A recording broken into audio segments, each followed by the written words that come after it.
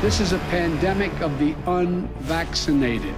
We must increase vaccinations among the unvaccinated with new vaccination requirements. It's not going to work. We have other countries with much higher rates of vaccination, and they're seeing record surges of COVID because that's what viruses do. Many of us are frustrated with the nearly 80 million Americans who are still not vaccinated. Them, their freedom. I want my freedom to live. Rest in peace, Wheezy. We are going to need the people to engage in age-old American tradition of simply saying, no, I'm not going to comply. Now, what are you going to do about it? It never stops. They want things to get worse because they want you to suffer so that they can grandstand on your suffering and push for even more control. They have criminalized freedom. They've made getting sick illegal. This isn't about COVID any more than the Patriot Act was about Al-Qaeda. It's about government asserting more control over your lives, your rights, your properties, and in this case, your bodily autonomy. It has a lot of vaccinated people alarmed because of the power grab that's involved. Enough is enough. We better change our tune and start resisting. Government makes up less than 1% of the population. If even 5 or 10% of Americans simply refuse to comply, all of this goes away. Absolutely, this is the hill worth dying on. We haven't given the statutory authority to any agency to do this kind of thing. There is no such thing as government power. There's only what we are willing to comply to. We're in the tough stretch, and it could last for a while. That's what this has always been about. It's never about what they say it is. It's about controlling you, and it ends when we decide to end it. This BS is going to stop. It's time for us to There's wake only up. one way to fight back against this, and it's mass non-compliance. This is the most important thing to fight against. You can help stop this. You are the power.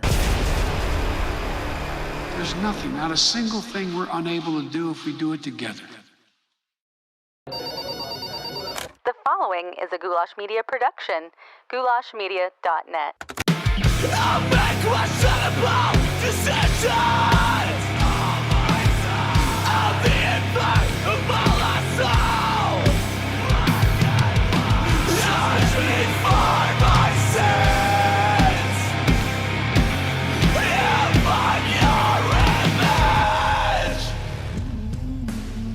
image. Beautiful, wonderful people of the internet. Welcome back to the least comfortable show on the web. It's The System Is Down. Yes, I am dressed like a 30-something skater guy podcaster who almost definitely worked at Guitar Center at one point in his life, and I'm dressed this way in order to make my guest feel just a little bit more at home, a little bit more comfortable. You know who it is, and you love it, and we're going to get it to him just in a moment. But before we do, I got to remind you guys about our sponsors, first and foremost being you guys in the Downers Club. People like Gigi Vaughn, Zach Anarchy, Antharchy, I don't know.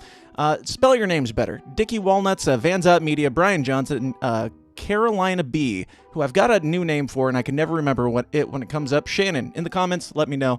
John Barnhouse, William Wells, if you want to get your name on that list and get more weird, more raw, more offensive, more weekly content, bonus episodes of the show every week, go on over to theevilpatreon.com/The System Is Down and sign up today for the Downers Club.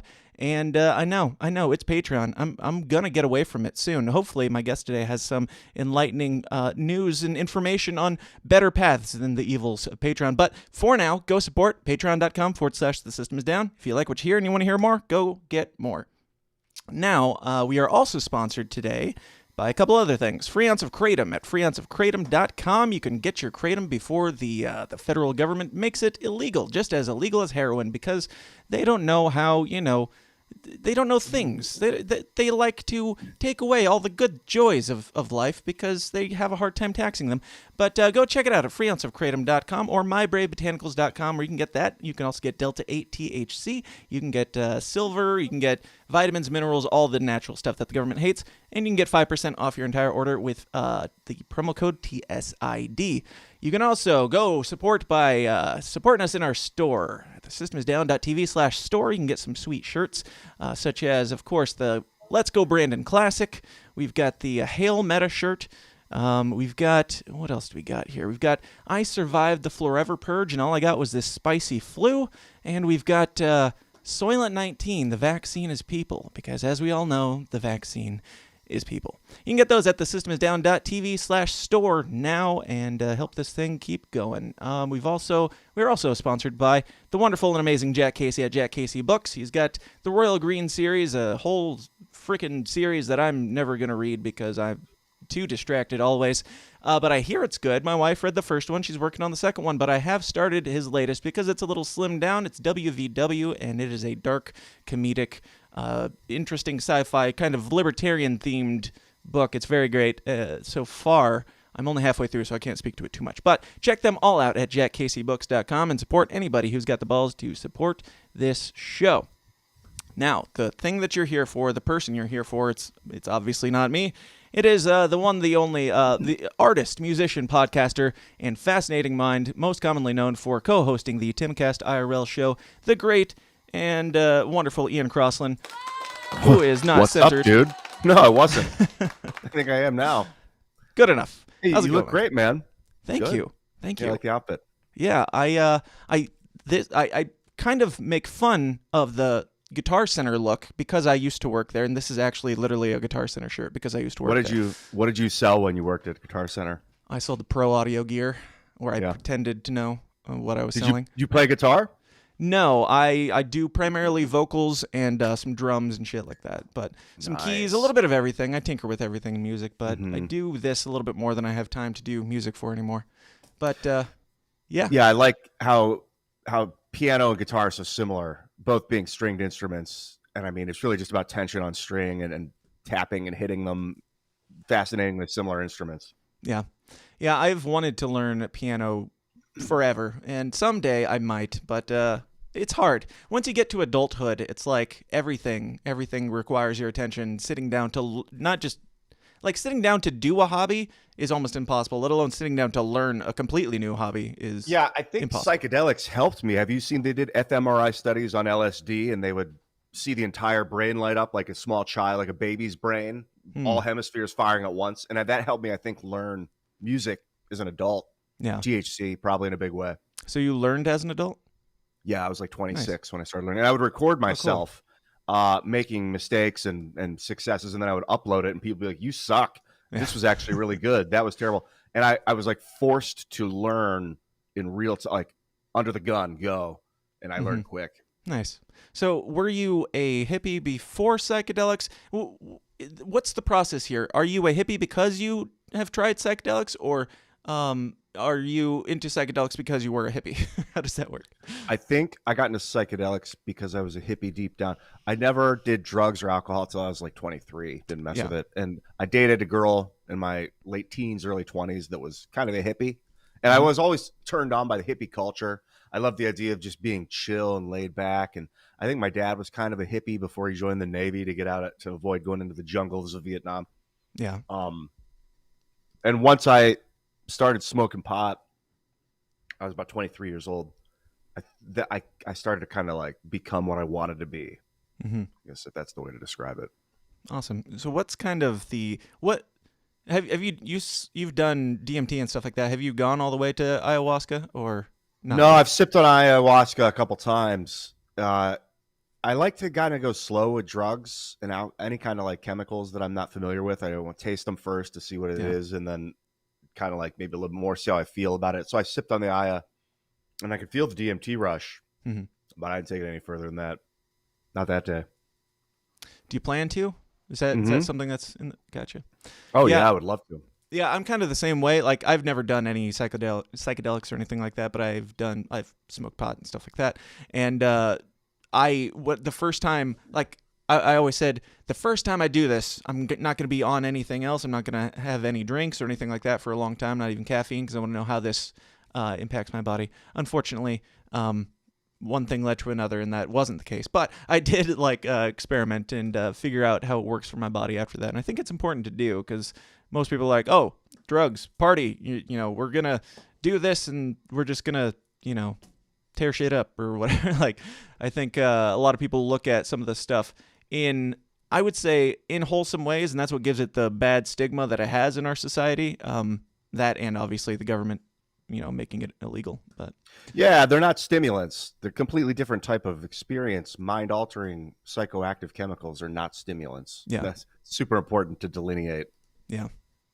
Now, I put out word that you were coming on today, and somebody commented and said something to the effect of, "It's going to be nice to be able to hear Ian not getting yelled at by people." Do you feel like you get a bad rap over there at Timcast? You seem to enjoy it. I was thinking, I do. I love it, every minute of it. I was thinking, I think it was either last night or this morning. It's it's tough because I don't, and it's kind of by intention, I don't educate myself on what we're going to talk about, sure. Which does make for kind of a strange show. Like when one of the characters doesn't know what about the information we're going to be, because I know when we talk about stuff I know about, I really am a different character. I take control, and I'm more of like a lead role on the show. Mm-hmm. But on that show IRL, it's not. It's like politics that I'm learning about it as we go. Yeah. When we do our weekly news coverage, my regular co-host Travis is the same. He doesn't dig into the things that we're going to talk about, and I like it. I prefer it because the people that are listening to the show are like, if it was just me talking to somebody else that knows all about libertarianism and conspiracies and stuff like that, that's a conversation that gets into the weeds too quickly. But if you have that person who's kind of like learning as they go, I think it's important to keep the hosts and the conversation a little bit more grounded so that people know what you're talking about. Do you feel like you fill that role? Oh, big time. Yeah, there's that. We were talking a lot about this bias with Alex Jones, that when things you know about, you tend to assume that other people also know these things. Even as like a first grader, I remember taking these tests, these IO basics, and I scored really high on them. And I thought, okay, that means everyone scored really high on these tests. So it just like my experience was other people's experience. Mm-hmm. That was reality. It wasn't like someone told me that that's how I'm supposed to perceive things. That was just what it was to me. Mm-hmm. And I think people, when they're delivering information, tend to have that bias. It's like talk show hosts forget that other people don't know what they know. Right. And if you want to appeal to a mass audience, I think it's really important to have, and if you want multiple. Yeah, and if you're trying to like reach certain people to help them learn and grow along with you, you have to have somebody there kind of on the show learning and growing along with it. So you keep it there. But you mentioned Alex Jones. You guys broke the internet a couple weeks ago, and it was incredible. You want to tell me a little bit about that experience and how that was for you? It was incredible, dude. It was fun. It was like we had the RV. Everybody popped in. We had, I think Rogan came by. Mike Malice was there. Alex Jones, Blair White.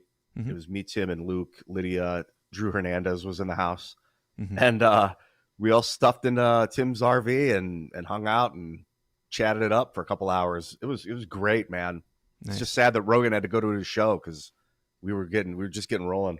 Do you ever do any psychedelics or anything before going on the show and then sit there watching all these crazy brilliant minds around you going, this is not reality, this is a simulation, or anything like that? No, that would be epic. I would wonder if I took like a huge bag of mushrooms before a show. I don't think I could like stop myself from like getting up and like letting go, like yeah, breaking, like just opening the doors of perception for everyone there and making an idiot of myself, or doing some like what it seems like is super powerful for me, like emotionally, but to other people are like, yo, this dude's tweaking. Right. Yeah. It's something that you'll learn from, but maybe you're not the best spokesperson for it while you're experiencing it. Not on TV. Yeah. Right. not at that moment. I don't think so. Yeah. Now you're my own YouTube channel. You're the guy who brings up like the psychedelic stuff, like when everybody else is talking about, your normal politics and stuff like that. You're a little bit more of the spiritual, a little bit more out there and that type of thing. Do you get into like the conspiracies at all? Do you take it into that level of spirituality, or do you stray away from the Luke Rudowski type conspiracy theory stuff? I'm definitely interested in that stuff. I like to tend multiple ideas in my mind at once, so I'm not like I will consider conspiracy theory, but not necessarily believe that it is real, and then consider the other and think, well, acknowledge that all these things are possible. Mm-hmm. I'm definitely into the conspiracy stuff, but unless it's grounded in base, like I'm not willing to accept a conspiracy unless I have like mounting evidence. Yeah, or like, like. In your intro, they talked about the Patriot Act not being about 9/11. I'm totally into that conspiracy. Yeah. I mean, that thing was whipped up, ready to go, and put into place. Yeah. Like, obviously, it was more than just I don't want to get into specific conspiracies necessarily, but yeah, Sure. I'm wide open to learning information beyond what we've been told through mainstream media and narratives. Yeah, I appreciate that, and just the idea that you're open-minded to it, and you'll listen to it and hear it out, and like that's all I like when I'm digging into stuff. It's not because I even necessarily believe it. I want to know why other people believe it, like why they're convinced, because they probably know more about lots of things than I do, and there's people that disagree with them that know more than I do, and that type of thing. Like the scientific theory or science in general, scientific theories are like the crazier, the more interesting they are, the more people are like inclined to accept them. But if you take that and you put in like, well, it might be a little darker, like conspiracy theory and exploring that is frowned upon generally. But scientific theory, people are like, yeah, let's eat that up all day long. Can you explain that for me? Yeah, it's funny that conspiracies have such a bad reputation. The CIA, I think, created that term in like the 50s or 60s or something. I've heard this. Yes. To try and dissuade people that were like, calling out some of the behaviors that they were involved in. Mm-hmm. When I'm thinking of like, I keep thinking of flat Earth as we were talking. Like one of the wildest conspiracies on the internet that I've seen is flat Earth. To me, it just seems so nonsensical. Okay, people say the Earth is flat. Everything I've learned says that the Earth is a sphere. Mm-hmm. But now I'm thinking like, well, the sun is globule. It's not a perfect sphere. It's amorphous. It's moving. It's like a ball of fluid that's kind of like undulating, like a big bag of, water balloon.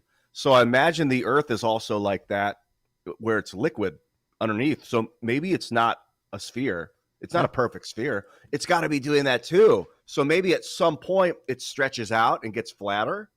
And maybe you start to think Neil deGrasse Tyson has said it's an oblique spheroid at one point. Well, it's interesting that you bring up the flat Earth thing. I was just discussing this with somebody a couple days ago. People who listen to the show know that I love the theory. I don't necessarily believe it, but I love digging into it. I've had a bunch of people on to talk about it. But Neil deGrasse Tyson has said that, well, he's gone on record. He's gone on like late night talk shows and stuff, saying flat Earth is absolutely stupid, and you're stupid if you believe it, basically. But then he goes on to say things like, in other interviews, he said it could be an oblique spheroid. We kind of think it's that. And then in another interview, he said, it's kind of a pear shape where it tapers up at the top. And then in another interview, he says, well, there's a certain percent chance that we're probably living in a simulation. It's like, so the flat earthers are completely stupid to you, but you think the Earth might not exist at all. Like, you can't explore that at all because, like, seems like, the Earth doesn't exist and we're all living in a simulation is even crazier than the Earth is flat to me. Yeah, the jumping to the simulation is always like why I got no evidence for that. Sure. Obviously, it's possible, but I mean, I'm not going to hang my hat on that. The flat Earth, I think, goes way back. There were like ancient texts where they would say they were like on a flat before they realized the Earth was round. They thought it was flat. Sure. And so I wonder how much of flat Earth is a callback to that ancient belief, and now they're just rehashing it, or if there's actually something in the shape. Because when you like the galaxy is spinning, it's not a sphere yet. There are spheroid galaxies. Mm-hmm.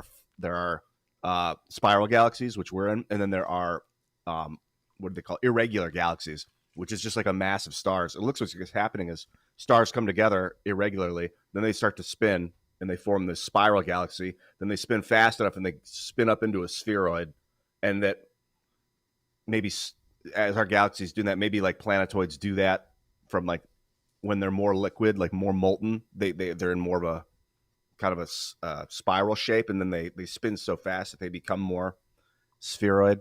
Mm-hmm. Obviously not flat. Flat's not the right word, sure. But non-spheroid might be a better way to go at it. Yeah, I lean towards, I don't know if it's flat or round or whatever. I don't think it is exactly what they tell us because I've seen enough evidence, like I don't have it on me, but I've seen enough evidence to be like, yeah, that doesn't exactly add up. And it could just be undersight or oversight on my part because I'm not a scientist or whatever. But it's interesting, like the science versus scientism. We're seeing this a lot in our culture today with, it's basically become a religion. If you don't believe the science, if you don't go along with what the mainstream narrative is, then you are a crazy conspiracy theorist. And that goes into the pandemic, obviously, and it goes even into some of the conspiracy stuff and spiritual stuff. What are your thoughts on, like, I don't know, like where science, how bastardized do you think science is at this point with Fauci and everything that's going on? Science is supposed to hate itself. It is supposed to rip itself apart and tear itself down. It's supposed to look for all its own flaws and then shred itself alive and then rebuild itself. You're never supposed to hang your hat on the science and say we finally figured it out. Or say you are the science. That's insane, megalomania for Fauci to have said that twice, to double down on that. Science is a process of figuring out what we used to think was right and then disproving it. That's the scientific method. To stray away from that is super dangerous. To use the word science for anything other than that. I mean, there are other forms of sciences. The scientific method is one of them. There are like, before the scientific method, there was like, I don't know, they would bloodlet people. They would cut their legs open and bleed them out because they thought the pathogens were inside of them. That was their form of science at the time. Leeches and shit. Yeah. Yeah. The scientific method is pretty unique in that it disproves itself. So if we're going to talk about science as form of the scientific method, to say that you figured it out and now stop looking is not the scientific method. Yeah. So I don't know what it is. I agree. We'll come back to that. I can't super chat, so I gave somebody was asking about super chats earlier. So I gave them my PayPal, and she sent me. It was Shannon. She sent me $20, so I will read her comment that she left in the notes from Shannon. Thanks for not slacking and going live today. And this tip is for Kayla because the link is under my wife's name. Thank you, Shannon. I really appreciate it. And for all of you people in the chats, go support however you feel like. I'm not like charging you for comments or anything, but yes, YouTube did demonetize me long ago, and it's a sad day. So Ian, how do you feel about the state of like censorship and the fact that I can't monetize my YouTube, or I have people asking me how to super chat and they can't do it because I've talked about some uncomfortable topics that Well, I think the state of censorship is natural, so we need to build systems around it if we want to protect ourselves from its corruption. It's necessary to censor. If you just let everyone run as chaotic as they want, it leads to madness and destruction. So I understand why people censor and why you don't want everyone in a room screaming, why you want people to sit down and raise their hand to be called upon. I get it. So but it's necessary it's necessary for people to self-censor, or for companies to censor, or governments to censor. It's usually necessary for an authority to censor the crowd. It's if you're going to have a crowd of people gather. Otherwise, everyone wants to lead and take control, and it turns to madness and chaos. So you have to build these systems where like everyone gets a chance to talk. You censor people. If someone wants to go out there and take a huge crap and make everyone smell their poop, like, no, you can't do that. So we need to censor that behavior. Yeah, unless you got to go to San Francisco for that. I get it. It's inevitable. But when you give private corporations, especially social networks, which is a new type of company that we've never built laws for in the history of humanity, give them the power to censor the commons, as what they've seemingly has been doing. That's just like red klaxons are going off, warning. I don't know if you cuss a lot. I mean, I'm like, no, you're fine. Say whatever you need. I'm demonetized, so it's fine. I think that what I've been doing is working with Tim. We're working on the Open Network Foundation as a charity to build Metaverse software, basically to give people a piece of technology you can download where you can upload your content to servers of your choice, servers of your choice, and then people can pay you $10 a month or whatever to get access to your content, basically Patreon, but where there's no Patreon, there's no middleman. It's you and the payment provider, like Stripe or PayPal. If PayPal wants to ban you, they can still ban you, but they can't get rid of the software. Right. So people can keep using it. I think that's more of the way to go, at least for this moment. In the future, then PayPal is going to become a problem, but that's why we have crypto. Absolutely. With that, like how, so I heard when you guys first started talking about this payment processing or like fan page type deal, I've been kind of holding out because I'm all about it once you get it going. Like I'm on Patreon right now, but I'm just waiting for the day that Patreon, I get to a certain point where Patreon actually takes note of me, and I don't think I'll last very long if they do. But so how soon, like this has been, you've been working on this for a while. How soon do you think that'll come to fruition? Well, if I say June 2022, I think that's a good statement because it might be before that. But I don't like giving people say too early. You know, I'd rather give it overshoot and then have it come out early than tell people it's going to be in February and then it's not ready. So June 2022. Gotcha. I'd have to talk to the devs, to be honest. It's more of a guess based on what I've seen them do, but I think that they would have a better idea. Yeah, I could ask them again tomorrow. Maybe talk about it on the show tomorrow night or something. Sure. Yeah.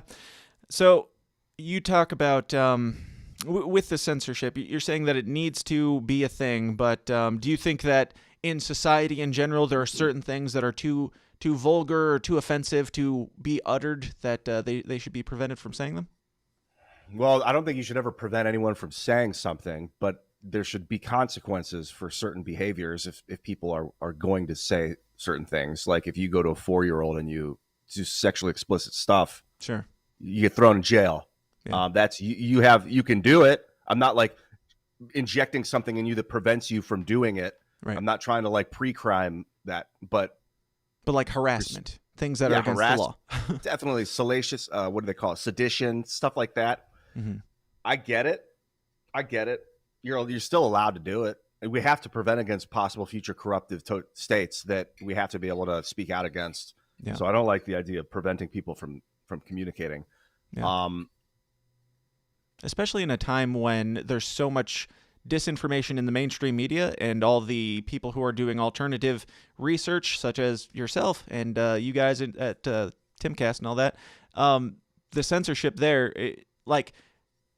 people look at it as, they're throwing away Alex Jones or a crazy person and I'll never have any value. But that gets to a point where now we are looking at a pandemic where it's impossible to find out what is true and what's not, because the people who push against the media or who push against the mainstream, who have come to different scientific conclusions based on research and evidence, are being silenced. So the mainstream gets to say lies, and then, people believe those, and then they can just change them later, and that's perfectly fine. But if they change them to something that you've been banned for, you're not coming back still. I think it's extremely dangerous as far as truth and advancing as a human species, frankly. Oh yeah, and trusting a CEO to control it. Dorsey just left Twitter, so there's an example of whatever trust we had in that guy to protect that system is gone. Now Twitter just announced their new rules. YouTube just rolled out new terms of service. I haven't actually read them yet. Did you see? I don't know if you saw, Rumble just went public, announced they're going public today. Yes. So they bought Dave Rubin's company, Locals, a month ago or so. I can't do the beanie. Sorry. Yeah, hey, it gets hot, I imagine. Yeah, that's Tim. It's so cold in the studio. I'm like, dude, take off the beanie, bro. It's 8 degrees hotter. And I was like, well, here we go. Locals sold to Rumble. Dave said he was going to protect the company, and now he gave control of the protection away. Now it's just a matter of time before the CEO of Rumble sells the company. But instead, they went public. I didn't see it coming. But now their goal now is to provide profit for their stockholders. It's no longer going to be about protecting people's rights Rumble has a clause in their terms that says they can ban anyone at any time. It's big tech. So we got Rumble going that direction. Right. It's not, you can't, I don't even blame the people. It's the structures of the systems. You build proprietary private social networks and then sell them to other proprietary private social networks. That you're building big tech. It doesn't matter if you're a good person or a bad person. Absolutely. Yeah, it's kind of like watching your favorite band sell out. You're happy for them when they sign to a big label and they're successful, and you're like, sweet, now the thing that I love will be bigger, and then the thing that you love ends up getting watered down and censored and becomes a completely different thing that you don't love. I support all these platforms and everything. I'd lean more towards Odyssey because I know Jeremy Kaufman, and he's a great dude. I know he's not like the head runner or whatever, but I know that the people that he surrounds himself with have similar values to me, more libertarian, more open market, stuff like that, than even a Dave Rubin. So Odyssey's awesome. Yeah. We're looking at using the Odyssey network as a potential server that you can use with the On Foundation software. The library protocol is beyond. So basically the library crypto coin and protocol is like a protocol that Odyssey is using. Odyssey is like a centralized network that's using the library protocol as kind of a proof of concept. They're actually now split into two companies, or they're splitting into two companies. Library is going to be one. Odyssey is a separate one. Jeremy's not going to have anything to do with Odyssey, except that he knows everybody, and he's going to run library. So we're looking at using the library protocol, but that is beyond my technical knowledge. That's when I start to talk to developers about what actually is happening. Like, what is the token doing? Where's it being sent? Yeah. Why is when the data gets transmitted, what does a crypto go to here to here? How much of it, whatever. You get the point. Yeah. Now with this, the way things are advancing with Meta, with, all that stuff with the Metaverse, what would be, for a lay person, how would you explain what Meta is, what the Metaverse is, what some of these things that are beyond our current understanding in Internet 1.0 or whatever we're sitting at here? I think the best way to describe the Metaverse is like a combination of finance, social networking, artificial intelligence, and augmented reality or virtual reality. So finance, social networking, virtual reality, and artificial intelligence. And we're bringing all four of those things together into one experience where you either put a VR helmet on, or you turn on your neural net, or you put in your contacts, or you just look at your computer screen, and you have access to all your banking, crypto, social media. Like, you'll be interacting with people's avatars. You'll be able to send them crypto to turn on stuff.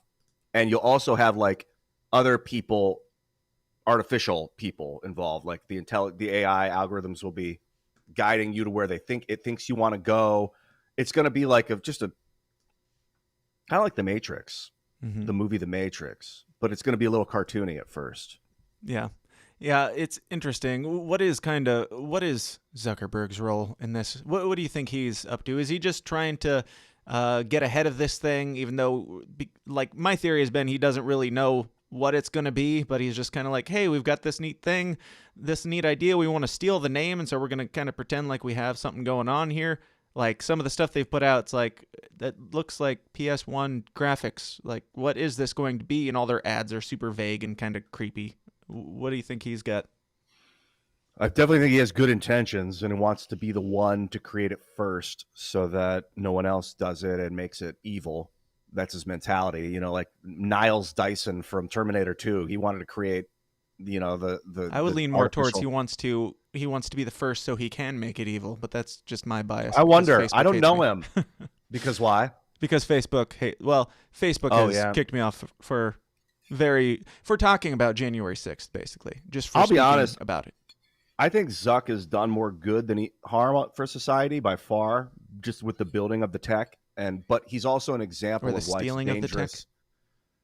Yeah, I think he did steal some of that early tech of Facebook. Yeah. But like, Facebook's a function that would have been created regardless of Mark Zuckerberg. Sure. And centralized systems with CEOs that have too much power will be there, whether Mark Zuckerberg is one of them or not. So he's kind of an example of the problem, but he personally seems to be a pretty ethical, guy that wants to help.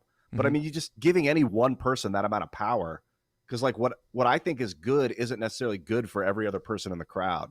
You're someone from Kazakhstan and someone from Eastern Russia and someone from Lithuania and someone from London are all going to have different perceptions of what's good. It's good for women to wear burqas in certain countries. Right. It's good for them to take them off in other countries. So for me to decide which one's okay is like, that's too complex for humans to have that. But we have these authoritarian systems, corporations that seem to function, but not with social media. Social media is another organization. It's a government, a telephone company. Yeah. Yeah. It's allowing it where we've been allowing it to govern us when it really shouldn't be. Yeah. It should be a tool that we use to govern ourselves. And it's in cooperation with the government. Like any company that the government can go to and say, we are interested in getting some information on this guy, and they cooperate with them. And they have, they have protections from government and that type of stuff. It's like all these libertarians that are like, we have to let them do their thing because they're just a private business. I'm like, it's a little bit more, sticky than that, because they're functioning as a private or a public domain that people can use, but then they're silencing certain voices. I don't know. You've talked about like breaking up some of these companies. Do you stand by that? Do you think that's the way to go?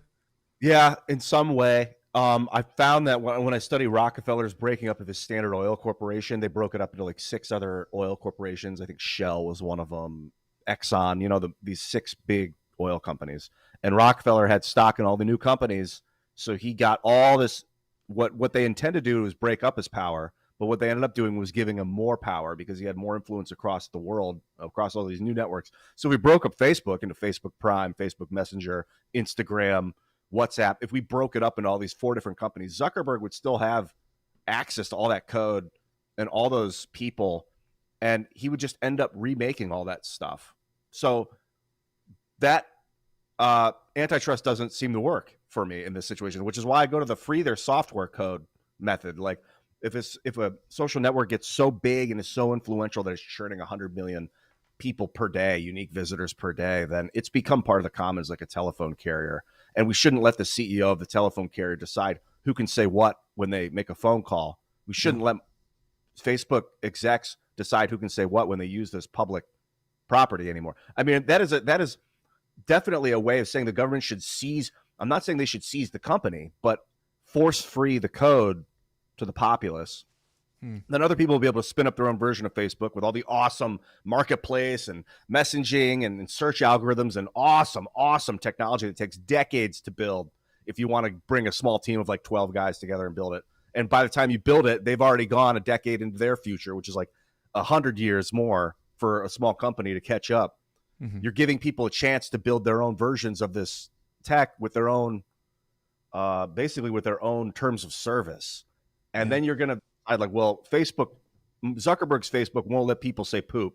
So I'm going to stop using it. I'm going to use Ian's Facebook that lets you say poop and other stuff that I agree with. Right. But I can still subscribe to people on Zuckerberg's network from Ian's network. And then I think we got to start building out granular search and blacklist, whitelist mechanisms. Because if I log into a network, I don't want them to decide that I can't see the word poop. I want to put the word poop on a blacklist of mine so that I never see it when I'm browsing the network. Like it automatically blocks that out for me. It's kind of what Parler was trying to do, right? Like they were trying to make it so you couldn't, like you could select certain terms or certain topics or whatever, and they just wouldn't show up in your feed. Like that seems like the way to go because see somebody else saying poop or whatever you don't like doesn't actually hurt you, and you don't have to see it. You could. It's funny that people act like it's not only harming them, but they have to see it. It's like all you have to do is block them or unfollow them at any given point in time, and then you won't see that thing. So you get moments where you'll see an image of something graphic, like a guy taking a big, and like you can't get it out of your mind. It burns, it changes you forever. Like people have experiences where they suffer this traumatic experience that changes them forever. And I was a social media admin for like 5 years at Minds, watching graphic content for like 5 hours a day. It altered me. But I would not wish it on, especially young children. So you got to protect against kids coming upon a random picture of poop, even though they typed in poop into their blacklist, because the algorithm wasn't able to tell you that picture is poop. Same with videos. So I know Google works on like image mapping and mind mapping, like video and what's in the video. Like they'll try and have all the words of like what you see in the video, but it's just that's new technology. Yeah. So it's challenging to protect against that, especially on like an uncensorable network or an uncensored network. For the most part, you can choose your own censorship stuff, but if they want to type in keyword happy dog to like a guy taking a dump, you putting in blacklisting the word poop's not going to prevent you from seeing the guy taking the dump. That is fair. And as a libertarian, I don't know what the answer is, but I do get a little, even though I'm not a big fan of these companies being as massive and as powerful as they are, I also think it's a slippery slope, as much as I hate that term, to give the government the power to say, to determine, oh, you're X big, so we are entitled to X from you. Like, where does that end? Who gets to decide, what the cap is before you become public domain, that type of thing? And what were we just talking about? Because I had a point to that too. Poop. Poop. Yeah.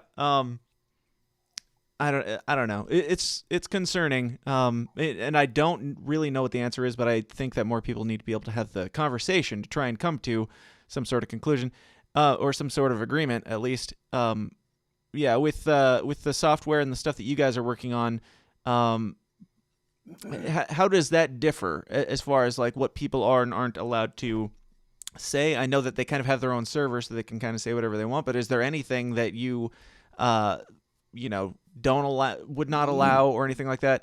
No, it's a piece of tech that has nothing to do with us. Basically, I don't want to run or control anything. I want to build software that I give away as free software that people can use and do whatever they want with. Yeah. I think we're better off letting people be free and choosing and making the decision whether or not they're going to follow the law or not, and then punishing them if they do something vicious. I think that's a better society than trying to stomp out people before they even commit crime at every turn. That's insane, completely insane, to try and prevent people, or I guess prevent is the right word. Minority Report shit. Yeah, it will avoid that at all costs. This technology, it lets people be as vicious, as cruel, and as evil as they are. I'm not trying to stop people from being people, but you have every right to punish someone for doing that if they're abusing your network. Yeah. I.e., if PayPal wants to cut someone off because they keep, crossing the line, then PayPal can cut them off. I'm not going to stop that. Yeah. But I want to build crypto payment systems where no one, if people want to cross the line and people want to pay them, governments are not involved. We have eclipsed government.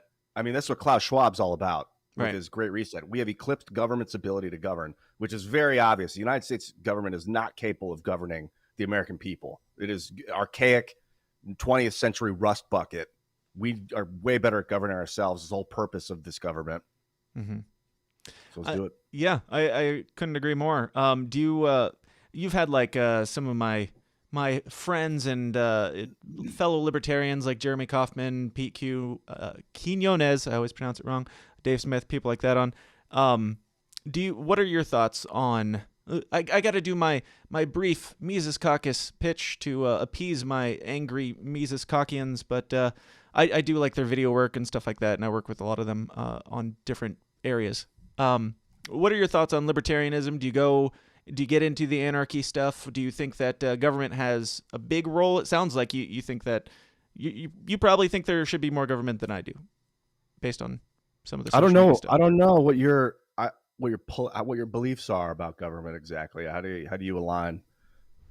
I align more with Dave Smith. Like, I think ideally everybody. I don't have all the answers as to how exactly, but I think the smaller the better as far as government goes. I think that people are generally decent human beings. They're born good, I think, and then they figure out how to become corrupt and get ahead in life along the way. But I personally lean more towards the anarcho-capitalist side of things, where the government stays out of our fucking business for the most part, and we figure out how to make things better. Like even in like the tech stuff and the abortion stuff, like whenever that comes up, and I know it's going on right now, I'm always like, I don't necessarily know what the answer is, but I think if the government got the hell out of the way, we'd probably have a better chance of figuring out what the answer is that we can all agree on. Yeah, I agree. Using the government to try and solve tech problems is not, we're going to rely on Joe Biden or Nancy Pelosi to figure out 50-year-old tech that's like 50 years younger than them.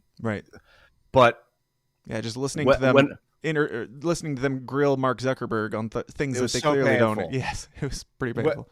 So when I'm thinking of government and what the word even means, from what I've heard in the past, govern means to control. It's like a Latin thing, and ment is from mind, means mind. So it's a system that controls the mind, a mind control system. And our current government, in my opinion, is money. The way that we treat money, that we surround and focus on and obsess over money. So cryptocurrency is kind of shattering modern governance or evolving it. That's enticing.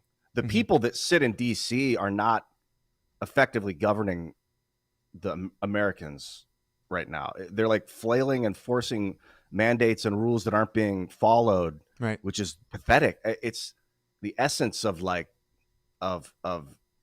I don't know what you would call it, impotence. Yeah, governmental they're illegally impotence. making up rules that break their own rules, and then they're breaking the rules that they made up that were already breaking their own rules. It's like like the emperor has zero clothes at this point, and he has zero clothes, and he's just flailing about trying to, cover his ass. But it's impressive.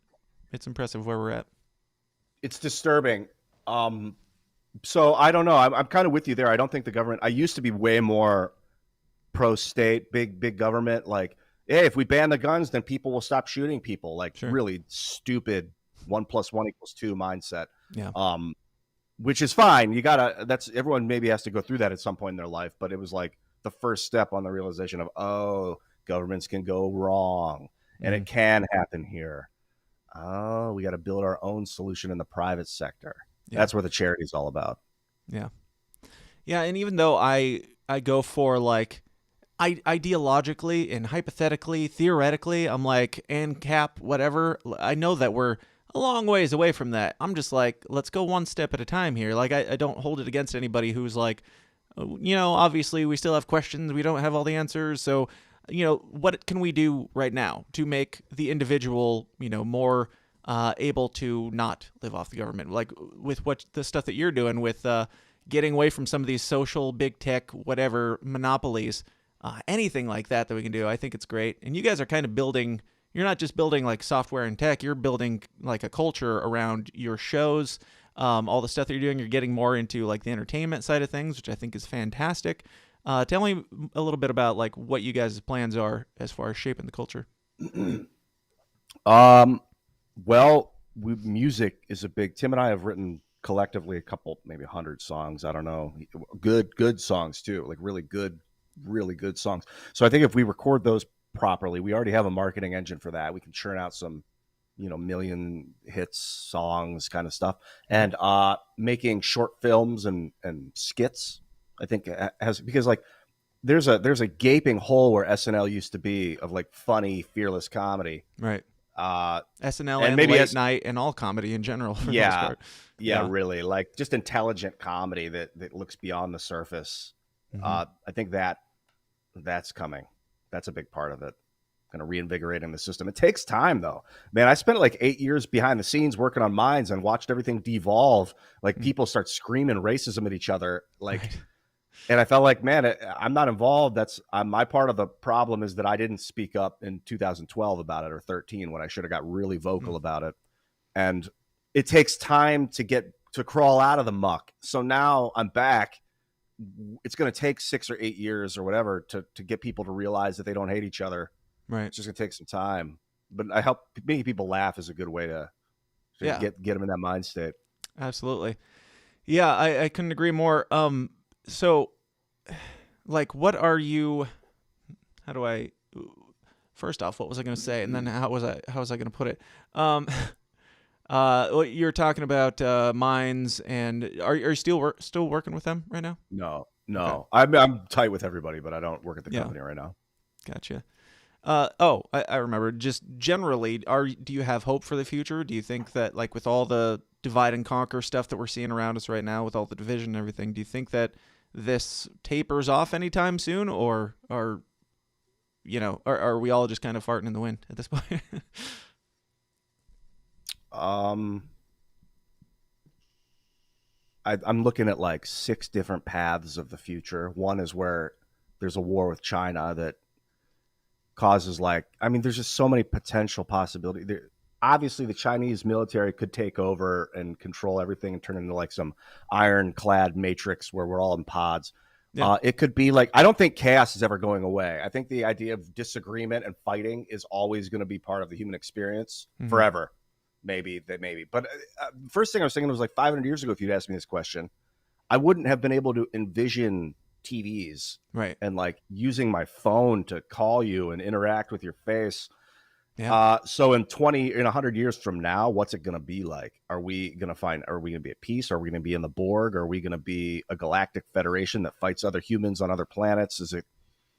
Are we going to be like 5 years ago, none of us knew that we'd be talking about, none of us knew that we'd be doing what is like this podcasting thing, really, like how big it's blown up, let alone all the topics that are going on with the COVID and everything. If you asked us 2 years ago, we wouldn't have thought, the government would lock us down and try and force vaccinations on us. Like, there were those of us conspiracy crazy people that were talking about it, but you still didn't think that it was going to happen as clearly as it's going down right now.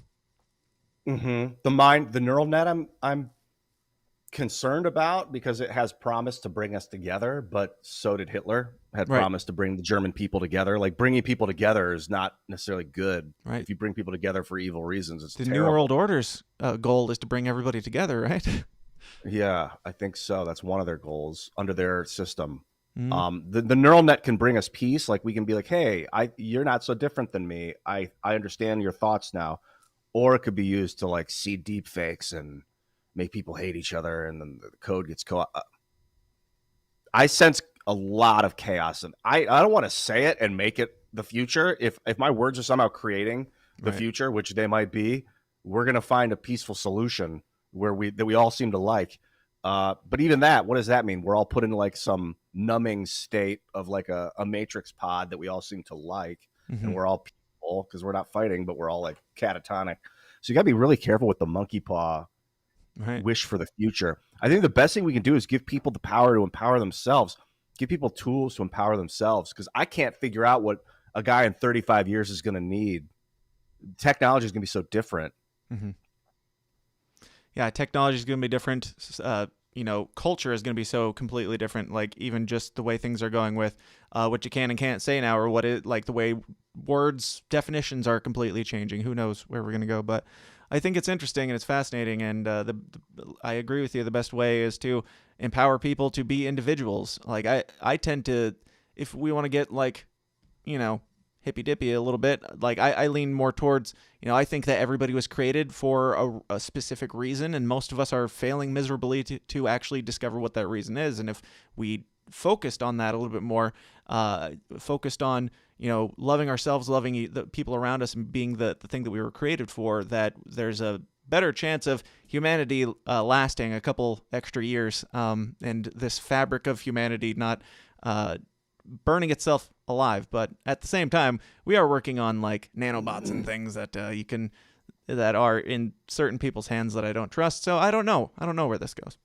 I was thinking, as you were talking about that as we're humans connected to the source or whatever it is, God or whatever is going on. Nassim Haramein has a Schwarzschild proton paper where he talks about every proton is actually two protons spinning around each other at the speed of light, depositing information into the vacuum, and then repositing the vacuum's information to you locally.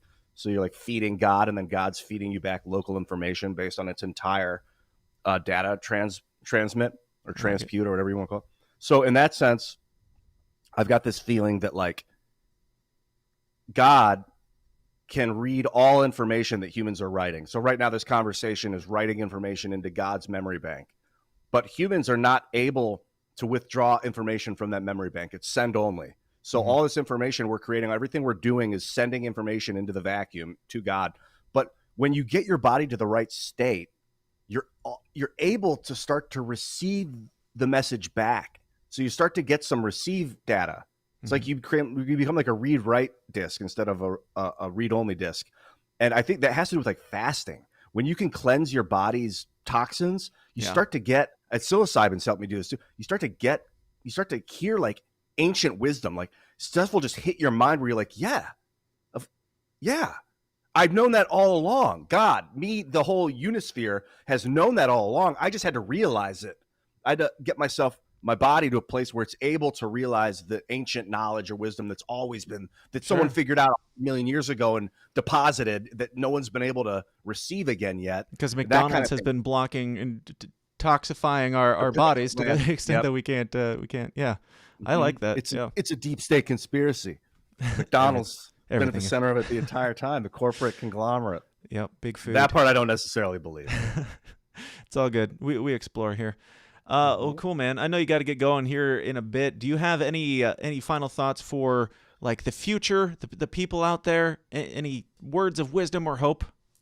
Yeah, be kind to each other. That goes a long way. It resonates in ways you don't see, man. It's like planting seeds for a tree you're never going to sit under the shade of. When you're kind to someone and you like help a kid, like a young person, and give them hope and make them realize they're capable of it, that has bigger consequences than we realize. I know it's kind of weird for me to say that it's bigger than I realize, but I can see these reverberative consequences that are absolutely necessary right now, because technology is not going to solve it for us. You're not going to be able to beat Skyrim enough times to make people feel confident good about themselves.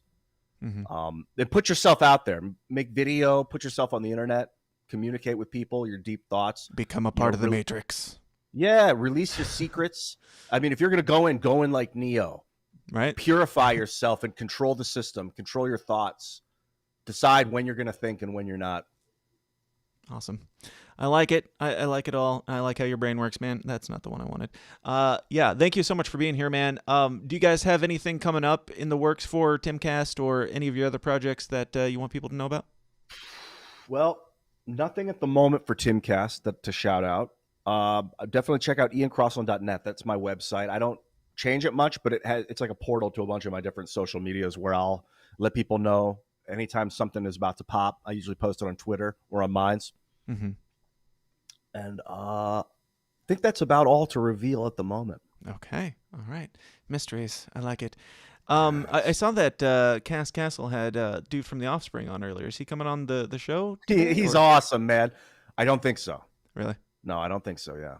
He's not. Is he not into it or what? I don't know what his plans are. I don't know. He's just out here chilling, playing some drums. Cool. We need a drummer. Yeah. That's awesome. Well, cool, man. Thank you so much for being here. Thank you for giving me your time.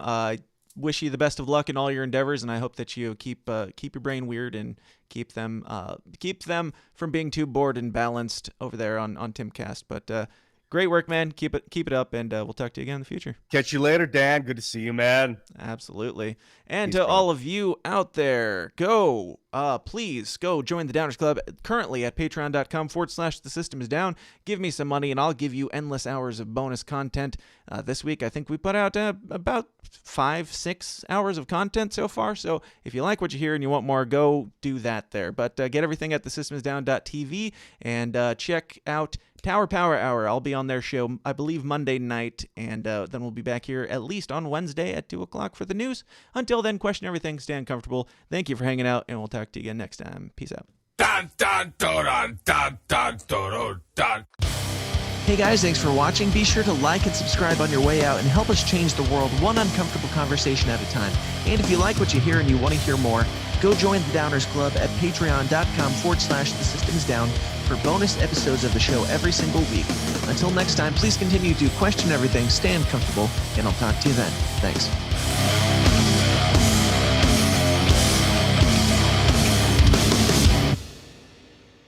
This has been a Goulash Media production. goulashmedia.net. This concludes our broadcast day. Click.